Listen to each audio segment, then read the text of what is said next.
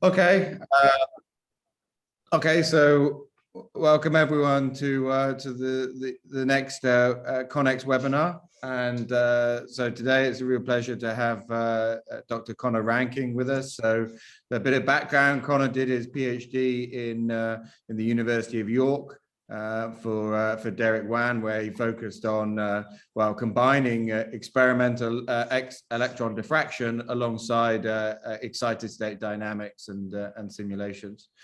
He then moved to Newcastle University for an EPSRC prize doctoral fellowship, where he's been for the last 2.5 years, and his interest has been in using machine learning to try and understand and interpret X-ray spectroscopy, and that's what he's going to talk about today. So yeah, as previous, please don't hesitate to put questions in the chat as we go along. If there turns out to be lots of questions, then we may kind of put a little interjection to answer them, or we'll just address them at the end. So there's two ways of doing things. Otherwise, floor is yours, Conor, and take it away. Nice. All right. Cheers, Tom. Thanks for the intro there. Let me just see if I can share this. All right, here we go. I think that's what we want. Yeah, okay, so well, I mean, thanks first of all for everyone who's come out to this. It's a nice little cozy group this morning. I know it's early on a Tuesday, at least for some of us here in the UK, so hopefully it's not quite so bad where you guys are. But as Tom said, you know, I was at York for a while. Since being at Newcastle, surprisingly, I've not really been in Newcastle all that much, given the state of the world over the last couple of years. So this picture here on the opening slide is actually quite appropriate, because it's not really of the university, although you might see it somewhere in the background. It's actually of the train station, and this is the place I come into every single morning. This is how it looks early in the morning. This is how it looks later in the evening after a few pints when I'm on my way home. And maybe some of you guys will see it like this yourself. I know that CONEXS conference is coming up and the CONEXS workshop. So maybe, some of you signed up. I'll see you there. It'd be great to see you in person. But today I'm going to be talking about a couple of projects that I work on. So whether I talk about both of these will depend on time, but I'll certainly be talking about the first one of these, which is the one on the left. It's XASnet. So XASnet's really been my primary project, I suppose, for the past couple of years. It's a code and a sort of experiment as well in whether it's possible to predict X-ray absorption spectra using machine learning, and crucially whether it's possible to do it accurately and affordably.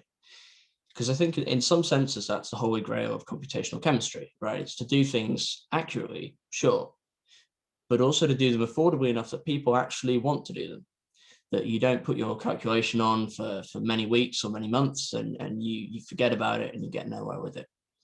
So the accuracy and the affordability is really the goal of this. And I think in some senses, the advent of machine learning and deep learning in particular has really changed the conversation on this.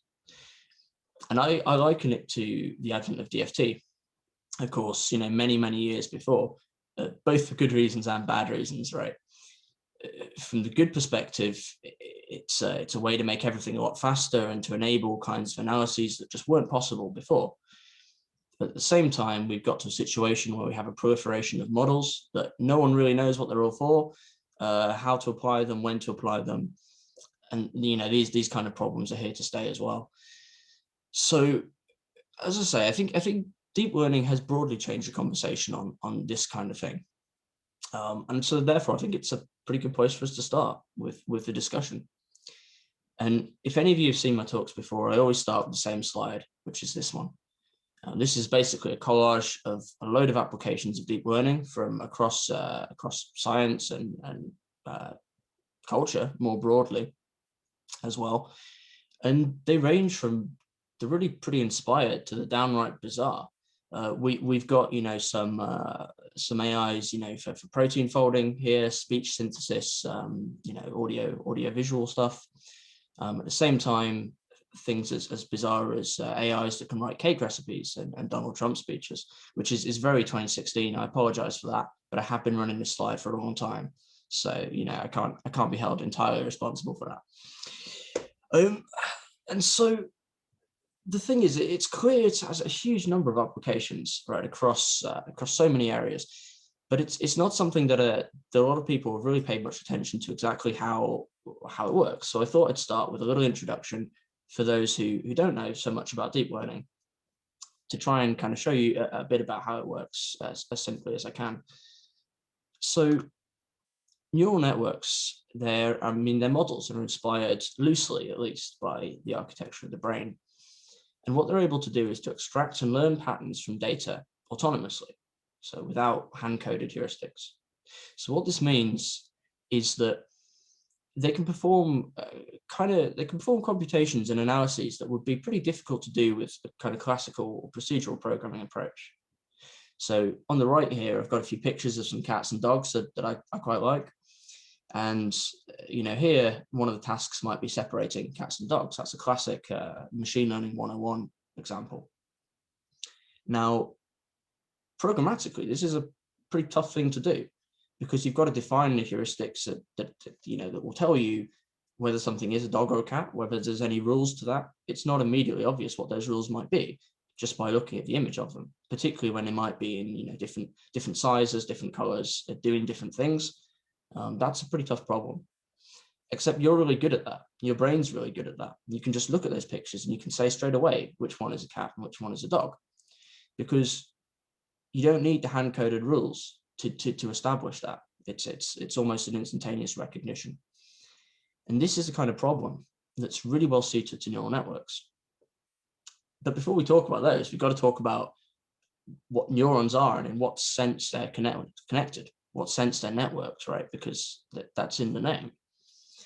So a neuron's a pretty simple thing, okay? A neuron's just a container for a number in the very simplest sense. And this number, what we call it, the activation, okay? So this, you can think of this as neurons have, you know, large activations as being, let's say, lit up, or, you know, neurons of small activations being switched off. It's a simplistic way of looking at it, but it helps, okay, in this kind of situation. And we can connect these things together in layers. And this is how we form a neural network. And the activations that the neurons have in one layer, they influence the activations in subsequent layers. And so in this way, we can get information to flow from the left to the right through the network. And what I mean by this is, if we activate the input with a certain pattern, we light it up in a certain way, we produce a certain pattern of responses in the output layer. So this is a pretty useful thing, because this means we can then use this to put in our input and to produce predictions from that input, or maybe to classify that input. You know, there's kind of, these are the two main applications of neural networks, because we know that for a given input, we'll get a given output. Now, you can imagine if you just stuffed any old input into there, you'll get some rubbish out. It won't be of much use to you or to anybody. So we've got to optimize the networks for the problem task. So I'm going to keep this as light on equations as I can, because 10 o'clock on Tuesday morning, no one wants to work through that. So you can imagine you have a lot of inputs, a lot of input neurons, and they're all connected to weights. They're multiplied by these weights, they're summed together, forced through some kind of nonlinear function, and they produce an output. Okay. In the simpler sense, what we're saying is that every connection between these neurons, between layers, has a little dial. That's the weight, that's what gets tuned. And depending on how this weight is set, this influences how the activation propagates from one layer to another. And so if you've got a really large labeled data set of inputs and known outputs, then you can tune all those dials such that you produce at least a good approximation to the true output or to desired output, which you know. And if your data set hopefully is complete and diverse enough, then what you'd hope is the settings would be sort of well tuned enough that you could then apply this model to completely unseen data, and you could either predict or classify well for unseen data. And that would be a really useful thing. That would be a really cool thing to be able to do. And this whole process is what we call supervised learning in this case. And it's the optimization of the weights It's finding a set of weights that best satisfies your problem, that minimizes the error on your target outputs, so that you can then take that and you can propagate it to a new problem. Okay, and this is the core of how deep neural networks work. So why am I telling you this? I mean, this is CONEXS conference after all. And so there's got to be something more to this. And if you're awake enough this morning, you'll notice the little ticker at the top of the slide has gone over to Xray Spectroscopy. And that's because I believe this is a place where deep neural networks can have a real impact. And not just the kind that we know, but I think there's many applications that go beyond what we're currently looking at and what we're familiar with. And I'm going to tell you about one of those first of all.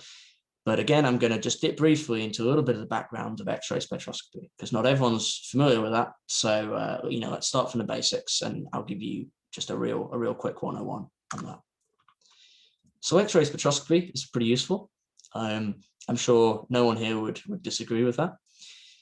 So atoms, we know they can absorb and they can emit X-ray photons, and it turns out it's pretty useful because you can absorb these photons, you can excite your systems into high energy states, and these will subsequently decay. And then by monitoring these processes, so by monitoring the absorption or the emission, or perhaps both of these, you can learn a little bit about them, and maybe you can also learn about what happens in between.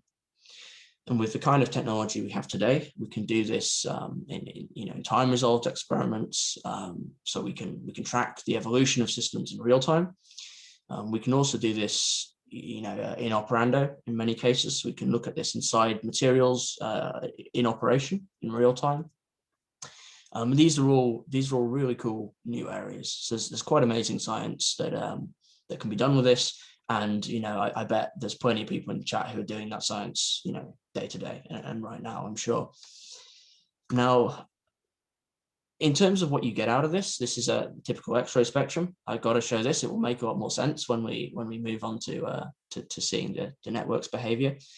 But broadly speaking, these spectra have sort of three regions. You've got your pre-edge region before you hit the absorption edge, where your photons are exciting your core electrons out into the continuum. You've then got your edge region, which is sometimes called the X-ray absorption near edge structure, or XANES, or you might hear it called XAS in some situations in that kind of region. And much further out, you've got the post edge, which is where you have your extended fine structure, and it's mostly structural resonances out in this kind of region. So this is our sort of classic spectrum. There's a huge amount of information you can get out of this: symmetry, coordination numbers, coordination distances, for example, oxidation states. It's just a phenomenal amount of information that you can obtain from these kind of experiments. So a lot of people want to do them. Trouble is that, typically, if you're thinking about doing these, you're probably going to have to go to a place like this. This is Diamond Light Source here in the UK, because generating quite bright and monochromatic X-ray radiation is pretty tough, and it can be pretty expensive. Now, there's been huge strides in sort of laboratory-based sources, particularly in recent years. So it would be wrong to say that all of this work is done at places like this, but a lot of it is, a good amount of it is. And these experiments are often carried out at facilities like this, where it's hugely expensive to do them. And so therefore, it's hugely important that people are able to extract all of the insight, all of the impact that they can, just to squeeze it out of these experiments, every single one of them they do.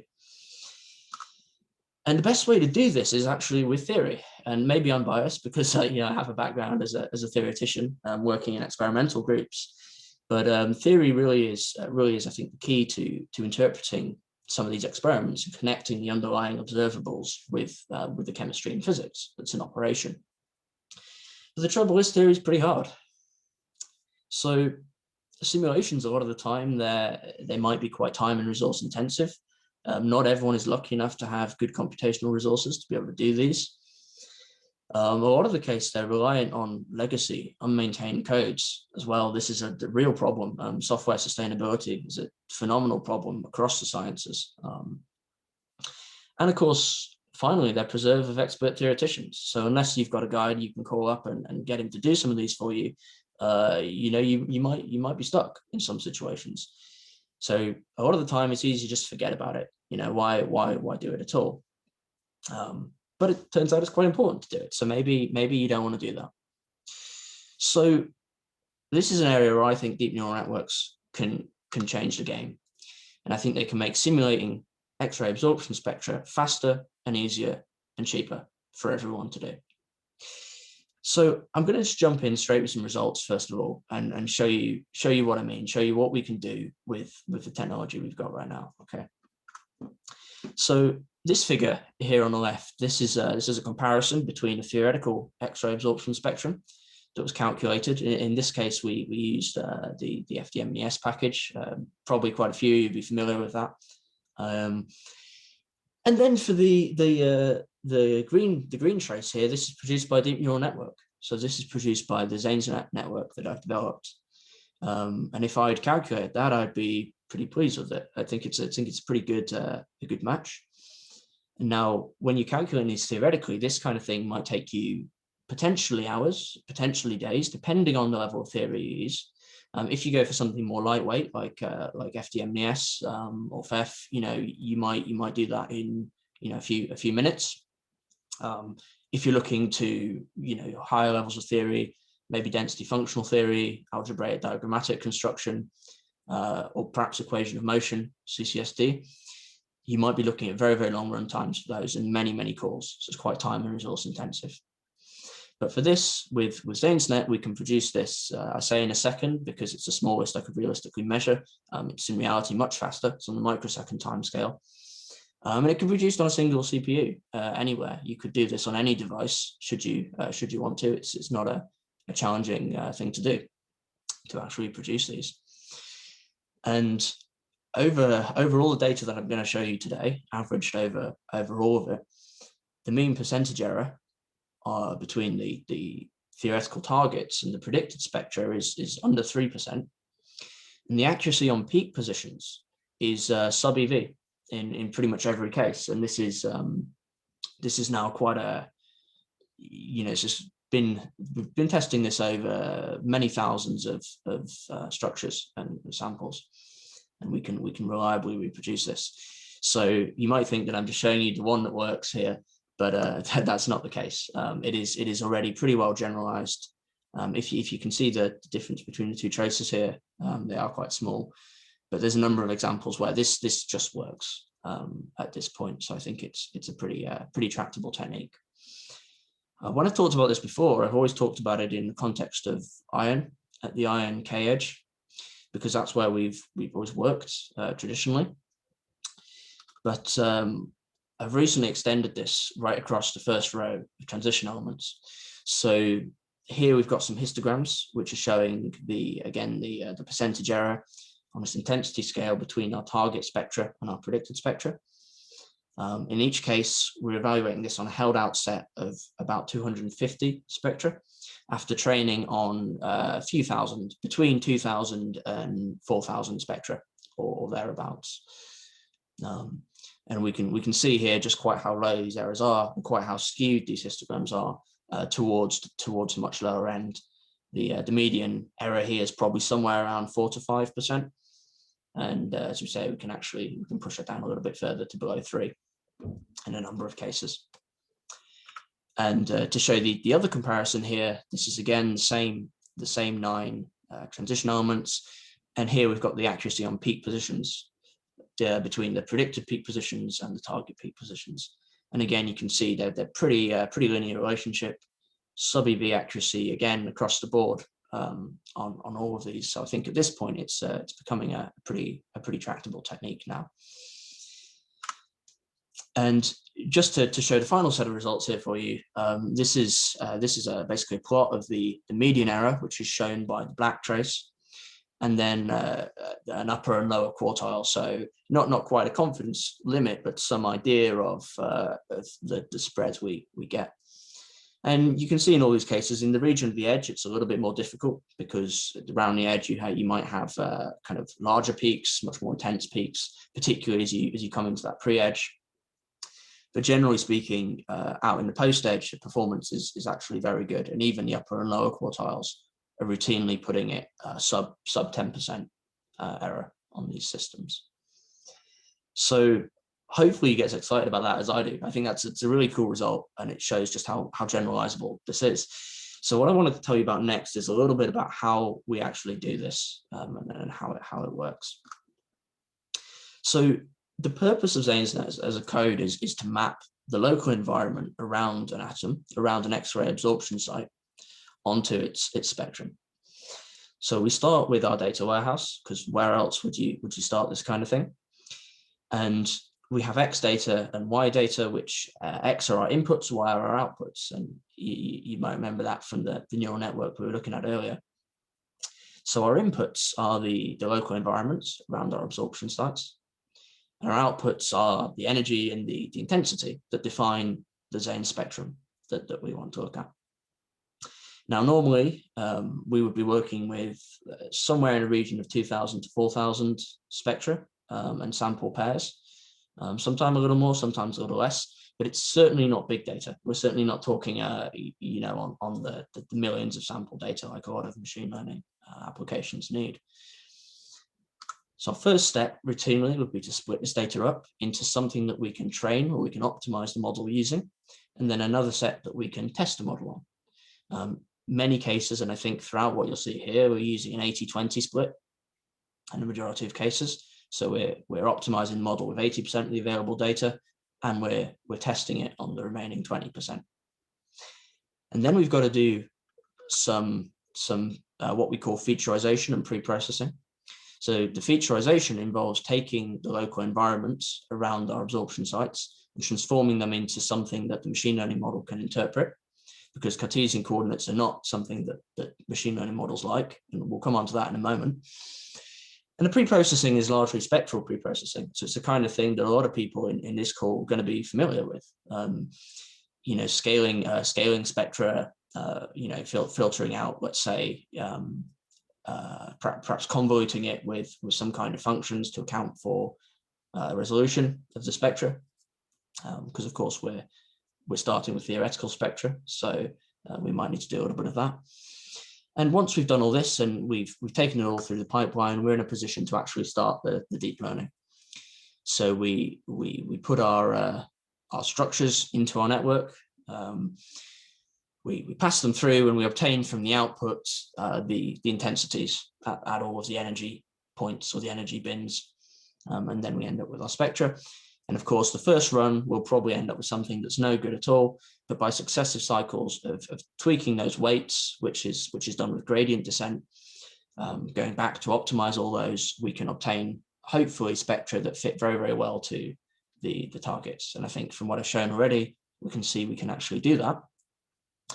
The question really is how far we can push it. But if at this point you see through all the smoke and mirrors here, what you'll see is that this is fitting, right? It's y equals mx plus c on a grand scale.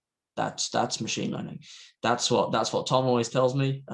So and I didn't always used to agree with him, but I do agree with him when you look under the hood. And I think that's the best way I can explain it to you guys. I think it's close to the truth.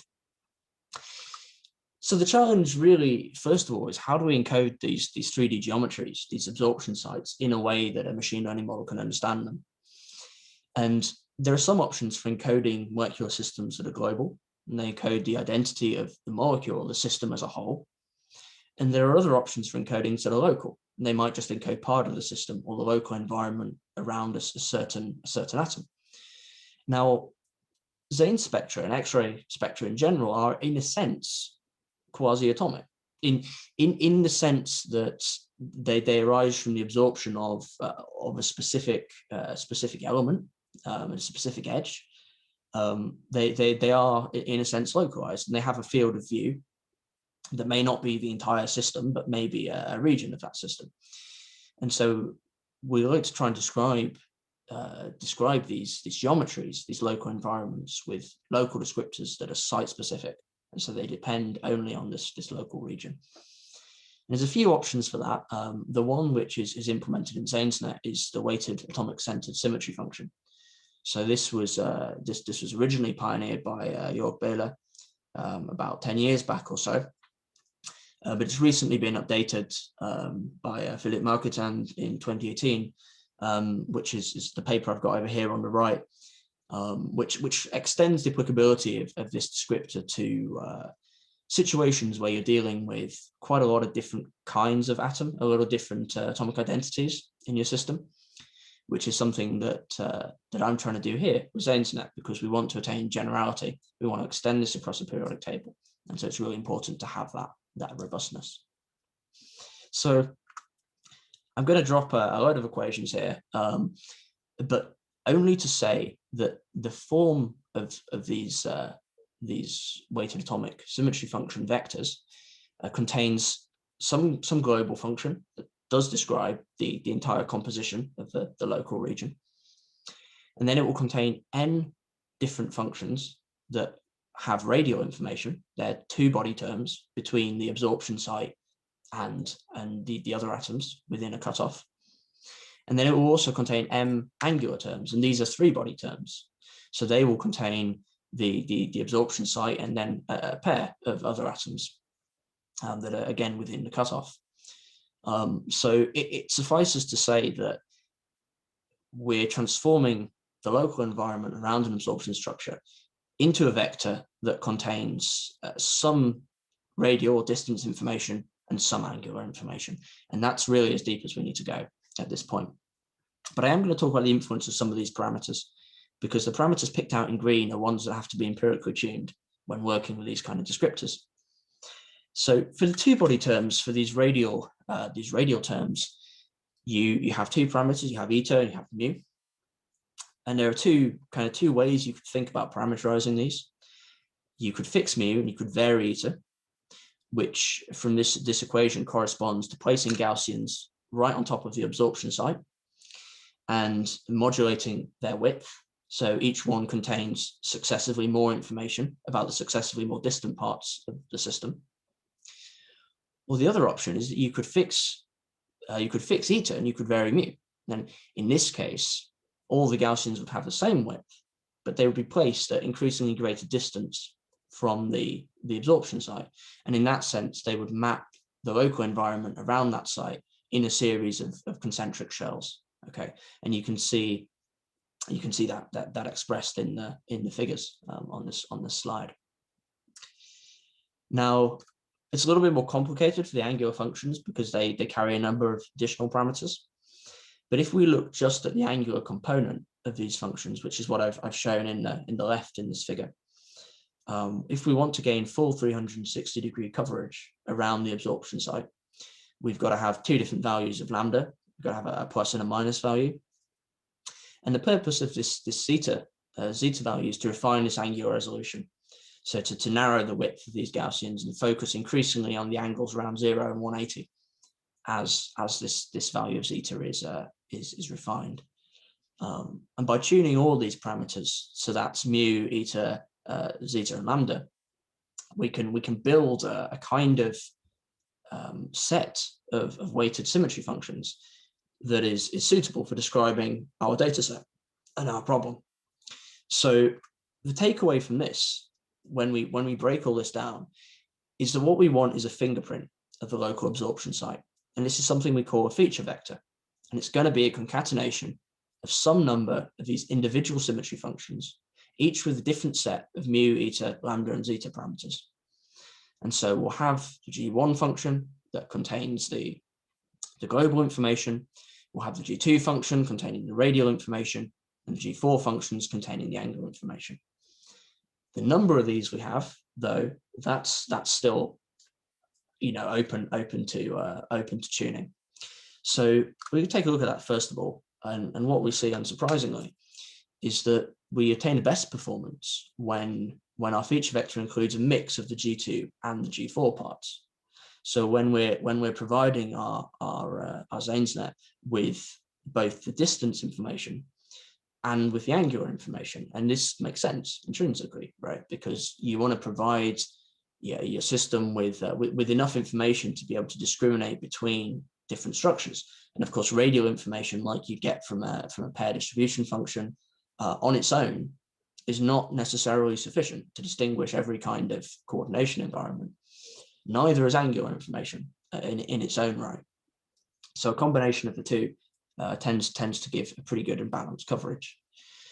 Now, this of course depends on the data set you're working with. It will depend on the edge you're working at, and the elements that you've got, the kind of structures you have represented. But for the transition elements that I've shown you, what I find is that performance is optimal with about 32 G2 functions and 64 G4 functions. Okay, and what we can already see in this is this overweighting towards G4. The overweighting towards angular information is actually pretty unusual. If you look at other pieces of work in deep learning where weighted atomic centered symmetry functions are used to describe structures, what you find is almost universally angular functions are not particularly important, and radial functions tend to be king in this area. That said, in our case, we see something quite different. We see a real importance on the angular functions, and I suspect this is to do with the value that information contains for discriminating between diverse coordination geometries. Right, when we're working with, let's say, small organic systems, typically the only geometries you're really going to encounter will be your SP3, SP2, your hybridized geometries. There's a small number of those. But it's quite a large number of coordination complex geometries, particularly in that first coordination sphere around the absorption site. And so for that reason, the additional angular information actually turns out to be really, really valuable here. And that's something we'll revisit a little bit later. We'll actually also revisit it immediately, because it turns out by refining this angular resolution with the higher values of zeta, we also improve the performance.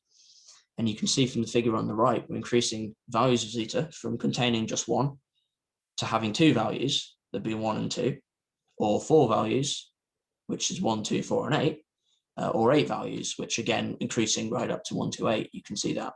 You can see that in the figure. And this is another thing which is not particularly useful for light elements, light element edges, but it is absolutely crucial here for the transition elements. And it's quite a stark comparison. And again, I think this really just goes to show that the heightened angular resolution here is crucial for discriminating between these coordination geometries. And I've picked out a few here, the kind of octahedral, square base pyramidal, trigonal pyramidal, even square planar. These are geometries where the angular values around the absorption side are relatively similar. There's a lot of 90-degree angles. There's 180-degree angles as well. But based on the exact coordination geometry of the complex, they're very, very subtly different. And to capture that subtle difference really requires going to these higher values of zeta and really refining that angular resolution, so that the very small differences between, say, a square base pyramidal and an octahedral complex really are picked out by the model, by Zane's net in this case. But it turns out that we don't actually need this whole set of functions. We've put in 32 and 64. We've got 97 in total, including the global function, the G1. But we don't actually need them all, and we can see this here. There are a lot of features that happen to have quite low variance across the data set, and these might be those that are localized in interstitial sites between atoms. They might be functions that are quite low distances, quite close to the absorption site, where there might not be a great deal of information contained structurally. And so these low variance features not being useful to Zane's net can be eliminated. And what we see from the figure here on the left is that we can actually eliminate about 25% of these without really having any effect on the performance of the model, which is pretty handy because it makes the model more parsimonious, reduces the complexity, and all this said and done, it means that we can train a model faster because we've removed a good number of the weights, a good number of the inputs. And that's what I want to show here. So given this task that it carries out, and given how demonstrably good it is at this task, it's a remarkably low complexity thing. it's got a couple of hidden layers, each containing 512 separate neurons. That's approximately 428,000 free parameters. Now that might sound like a shocking number to someone who hasn't worked in deep learning, but it's actually quite a compact network comparatively for the task that it does. And you can see from the figure on the right that we can train this very fast. The elapsed time in seconds is right there at the top. So you can train this model to convergence in a couple of minutes with commercial off-the-shelf hardware, which is really nice. But the crucial point that I always have to bring up here is the end users are not going to have to train this thing themselves. Okay, it will be trained for a transition metal edge or for a lighter element edge, and you'll be able to interact with the model in the sense that you'll be able to upload structures and obtain predictions without ever needing to train this thing yourself. So the training is quick. It's quick to re-optimize it should we find any weaknesses or we want to grow the data set. But it's not something end users have to worry about. So if you're not a machine learning expert, that's not at all a problem in terms of using this. So a lot of people ask, well, machine learning models are black boxes, right? Where's the insight in there? I'm going to talk a little bit about that. So we can actually assess this via feature importance testing. And the way that we do this is we take our data set, which I'm showing over here on the right. We have a number of samples. These are our feature vectors and our features, of course, across those vectors. And what we can do is we can take a feature at random through the whole data set. We can scramble that feature and we can assess the performance penalty that has on the model. The idea being the greater the penalty, the greater the importance of that feature, because the greater that scrambling it has confused the network and caused it to produce results that are not particularly correct. And this feature importance test is really pretty great because it reveals some physical insight in ZanesNet. So what I'm showing here in the top figure on the right is a histogram of all of the radial distances around the absorption sites in our IonK edge dataset. And in the lower panel, we're seeing the relative performance penalty. So effectively the feature importance. It's a proxy for the feature importance. And you can actually see quite nicely that where I've marked 1, 2, 3, 4, and so on, these are coordination shells that contain, say, the first coordination shell for the lighter elements, and then for the heavier elements, and then of course the second shell for the lighter and the heavier elements as well. And we can see that the most important features actually correlate reasonably well with these shells, or where the data, at least the structural data, is richest within the data set, which makes a lot of sense. But the pretty incredible thing is that although distance-dependent information is encoded in the features, that distance information is never explicitly exposed to ZanesNet in any sense at all. So provided with all the information, the deep learning model has essentially been able to work this out for itself. It's be able to work out which of these features it should care about and which of these features it shouldn't care about. And you can see that it's learned a relationship whereby the importance of the first shell is much, much greater than the second shell, which is greater than the third shell. And so it's diminishing importance the further you progress away from the absorption site, which is broadly in line with the expected physics, which is quite a nice thing for it to have pulled out autonomously from the data and from the spectrum, which is very nice. But if you're awake, you might have spotted something kind of interesting, that in this particular region around 1.5 angstroms from the absorption site, the density of distances around the sites is pretty low from the histogram, except the feature importance is very, very high. And this is just really interesting observation, I think, because these distances and these features, if they have any value at all, they're indicative of a certain class of system. And in this case, it's metal hydrides, because there's nothing else other than hydrogen that coordinates quite so closely to the metal in these complexes. And so in a sense, these features within the feature vector have adapted to a specific task. And that task is acting almost like a rudimentary classifier, right? It's switching on and having a value in the event that MH coordination is detected. In the event that it's not, these features have a value of 0. And so they're actually surprisingly important because they perform a sort of subcontracted classification task, which is really quite interesting behavior. And it could come down to a bit of an imbalance in the data set composition, or it could come down to something that could actually be really useful for us in the long run to leverage with different systems. So, time will tell on that, but I think it's a really cool observation.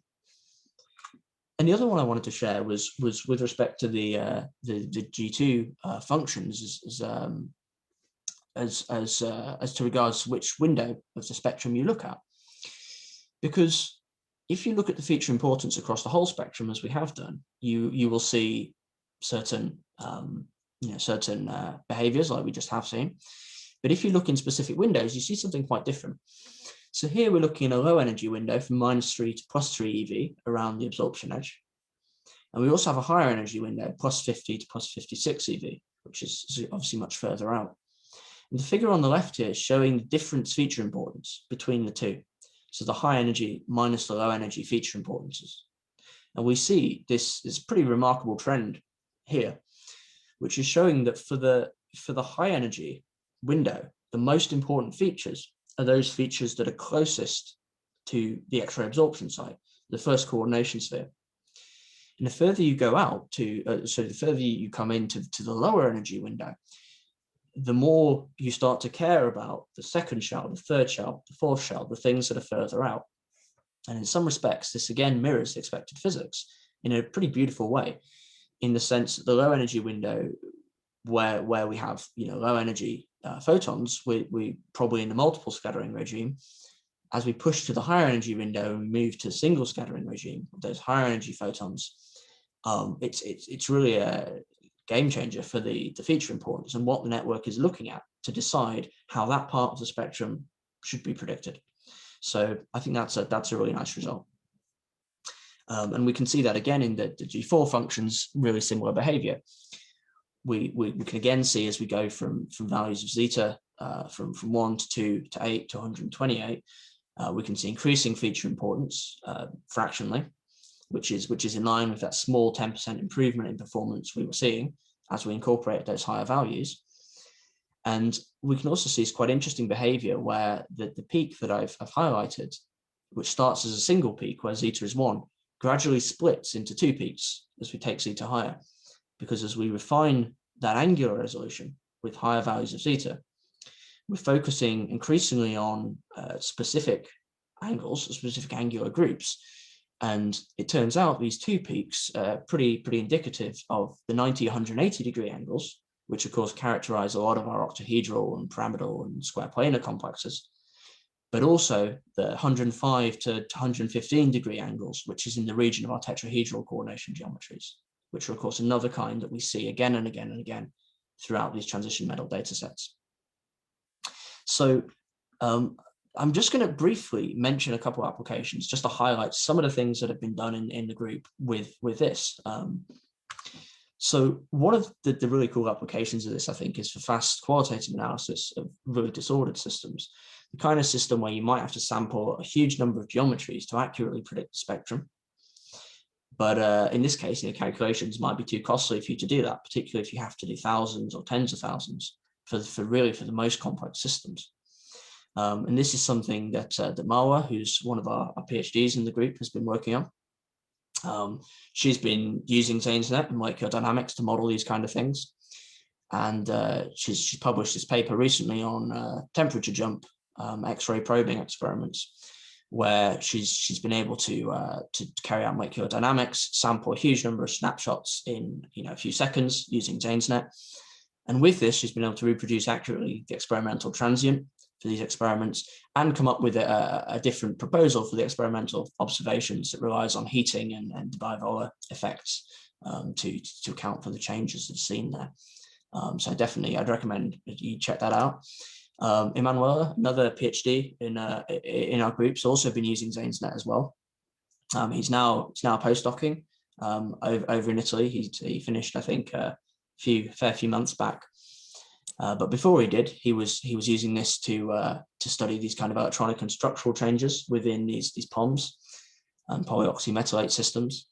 And he was able to show how the addition of electrons and how the reduction processes impacted the Zane spectra. Again, with an analysis that came partially from some wavelet analysis, but also from ZanesNet. And Luke as well, another PhD in our group, he's been addressing a slightly different question, which is how we can adapt ZanesNet to incorporate electronic information, whether we need electronic information in there directly, like explicitly input, or whether in a sense it's inferred because it's coupled to some extent with the structural information. And this is something that's codified in ideas like Natoli's rule. And he's been working on extending this to the L edge to test this kind of thing.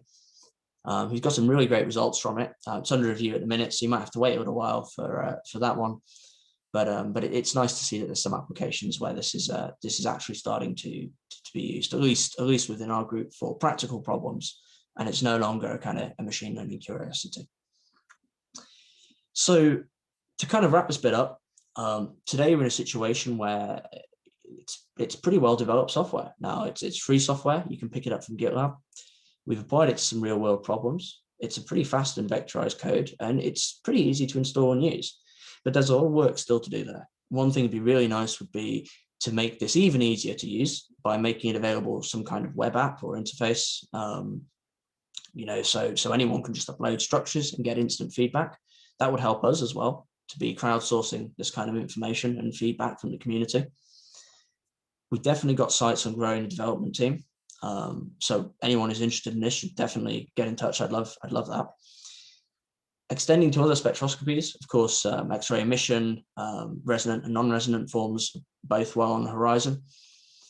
And pushing it to higher levels of theory as well. We'd love to be able to produce predictions at one level of theory, and then to be able to upgrade them to something even better, something even closer to experiment. Because at the end of the day, that's the key. That's why we're doing it. So, with all that said, I'm going to wrap up now. If you want to check out any of the latest stuff I've been doing, there's a few links at the top where you can do that. I think this is going to be uploaded to YouTube. So I've got to say the obligatory, don't forget to like and subscribe, smash that like button, leave your comments down below. And a word from my sponsors. I've got to thank Newcastle University for their funding and support. EPSSC, of course, they funded my fellowship originally. Leverhulme Trust funding me at the moment. The Turing Institute also I've had a little bit of support from. And of course, everybody in Tom Penfold's group, fantastic group. I flagged up in green the people who are working on this project on ZanesNet. So if you see them around the conference circuit, give them a shout. Otherwise, thanks to all of you for listening. And if you've got any questions, happy to take them. Okay, thank you very much, Conor. As I said, you can either raise your hand to ask a question. Okay, we've got a question already. Is that a question or is it a comment? Okay, right. So thanks very much, Curtis. So I'll read it out. Okay. So thanks very much for an interesting talk. Not sure if you've begun to do this, but do you think you could extend this to F elements easily by just including them in your existing training set? Or would you need two separate codes, one for transition metals and one for F elements? Okay, so it's an interesting question, and it ties into what we're talking about, extension to lighter elements as well, going in the opposite way from the transition metals. I think the fact that we've managed to extend it over these transition elements, and that we have also successfully extended it to some lighter elements in preliminary stuff, I think the network as it is would be, totally robust for F elements, I would say. Having said that, the descriptor, the way that we formulate that feature vector to describe the systems, that will probably need tuning, because of course coordination distances will be quite different. We're dealing with quite a different quite different geometries. But this is the kind of thing that can be done entirely from the input files for the code. So I think it would be possible just to re-optimize the descriptor, re-optimize the network, or when I say that, I mean re-optimize the weights, and actually leave the architecture largely intact. I think it would be possible, yeah. Okay, thanks very much. So I see a hand up from Matthew. So Matthew, if you go ahead and ask your question. Howdy, Conor. Hi, Matt. It's good to see you again. Good seeing you as well. Apologies for the lab angle we've got here. I've obviously got a question which is about excited state systems. So I'm assuming that all that you've shown here has been sort of ground state molecules. How could you take this and look at a system that's undergoing sort of photoexcited dynamics? Is that something possible? Yeah, it's a fantastic question. That's kind of the top of things that I dream about. You know, that's right up there. The thing with excited states, the additional challenge is that, of course, in the vast majority of cases, when you excite a system into some kind of, let's say, valence excited state, you're going to induce some kind of excited state dynamics. And dynamics, by their very nature, take the system away from the equilibrium geometry. And largely speaking, these kind of models are only valid within, within the limitations of the data set and within the limitations of the content of the data set specifically. So I think to extend this truly to excited state dynamics, which will explore parts of the surface that you might not have sampled in your data set, you would need to have a way to include distortions, at the very least, certainly structural distortions along, say, normal modes in your data set. And that is something we're working on. That is something we're looking to do. But of course, one of the challenges is this can make the data sets very big, and we've still got to calculate the spectra for the data sets to produce them in the first place. So kind of sampling these distorted geometries, in a way, it's a kind of data augmentation that helps us sort of access regions of the potential energy surface that our current model doesn't have access to. But there's certainly a lot of work to be done there. But I think that's the way you would go about it. Yeah. And so would you therefore need a large subset of basically excited state experiments for you to be able to? You may not, but wait, that could be useful. It depends how you want to sample them. So a subset of kind of excited state experiments in, say, maybe some excited state dynamic simulations would certainly sample the space, but the question is whether it would sample it. I mean, it would maybe sample it in a very sort of deterministic way.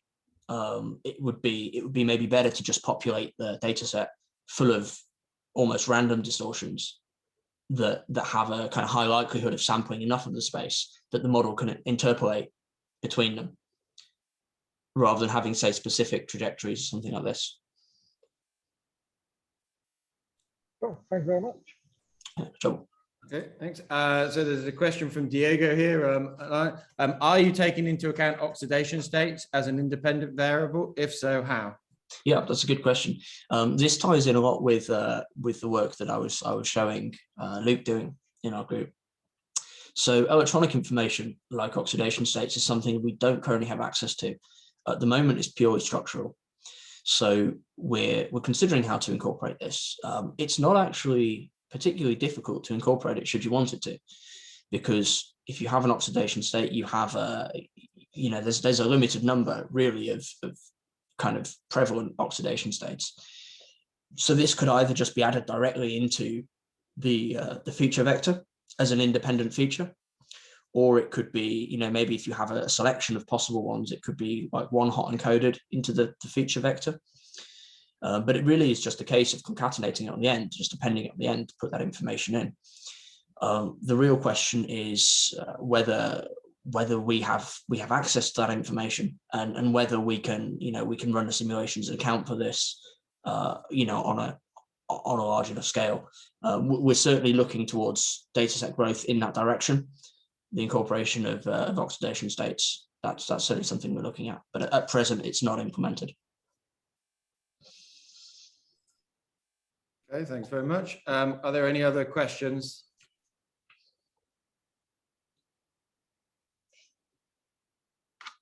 Any last hands raised?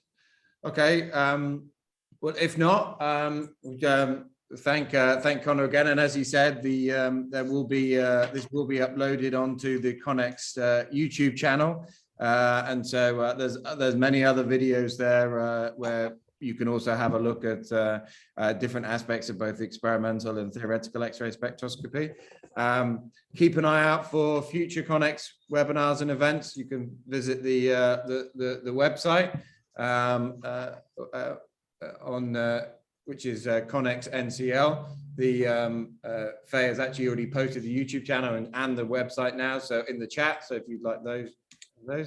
Otherwise, if everyone has a good rest of the day, thank you again, Conor, and No see you worries. soon. Cheers for coming out, everyone.